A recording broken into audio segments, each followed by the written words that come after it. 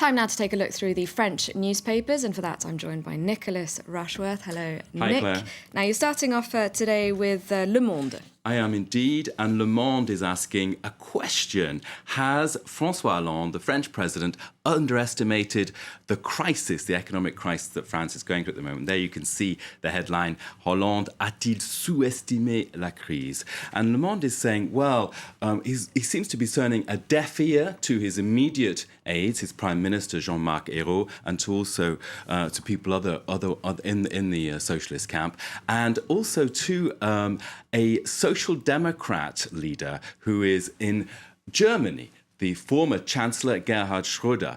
So this is making quite a lot of buzz in the French press today. And there we can see inside Le Monde, les bons conseils de Monsieur Schröder. Now, that advice from the former Chancellor of Germany is that France is in trouble. It is heading for a danger zone with its economy because what it really needs is structural reforms, and Hollande is showing no sign of going in that direction. And Gerhard Schröder's quote is that, well, if France does not switch tack and go the way of structural reforms, the markets will make it pay the price. So that's the top line in Le Monde this morning.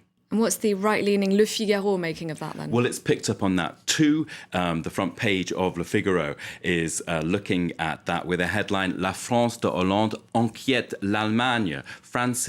Hollande's France is a worry for Germany. Now, it's picking up on Gerhard Schröder's criticisms, but also looking at remarks made by those in Angela Merkel's immediate circle. And the argument for Le Figaro is that, well, what Gerhard Schröder is expressing, he's free to do that because he's not in the centre stage of Franco-German politics, is actually really what most people in Berlin think. So the message there in the editorial is that France is alone, it's isolated. Every country in Europe is undergoing some belt-tightening regime, and what is France doing? It's sitting there on in another world, in a bubble, if you like, saying, well, we have the 35-hour week. How can you justify... Le Figaro is saying, how can you justify that? It's like a socialist UFO in the land we're currently living in. So there, the right-wing paper hammering away, as ever, to this socialist government.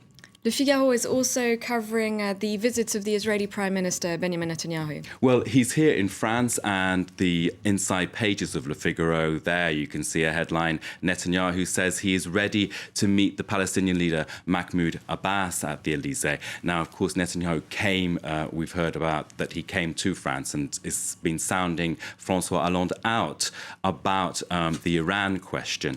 Of course, today there will be ceremonies in Toulouse for the Jewish victims of Mohammed Merah, who, if we recall back in March, was the self-described al-Qaeda sympathizer who went on a killing spree. Among his victims were several Jewish people. Libération has got a nod to that this morning with this headline there. You can see on the front page what the police knew about Mohammed Merah. Now, we've seen that there's been a report in recent days pointing to weak links in the chain of police command and what the investigation could have done for the Mohammed Merah case. And again today, Libération has documents which have not been seen before, pointing to what it says is a credibility gap in the police hierarchy. There you can see the editorial credibility. And it's saying that, well, the chain of command did not work, it fell apart.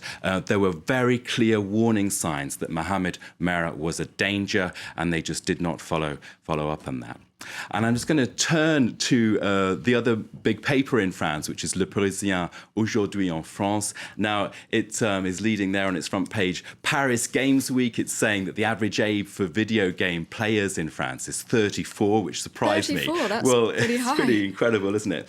Also in the Le Parisien aujourd'hui en France today, we've got a look at a story about what will be a big thing this weekend in France. Lots of French people will be going to graves and cemeteries around the country to lay flowers for what is today's All Saints' Day, the Day of the Dead. And there you can see there the French want funerals that are made to measure.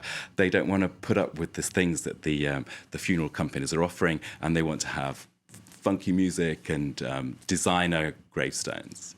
Okay, thank you very much, Nicholas, for taking us through the papers.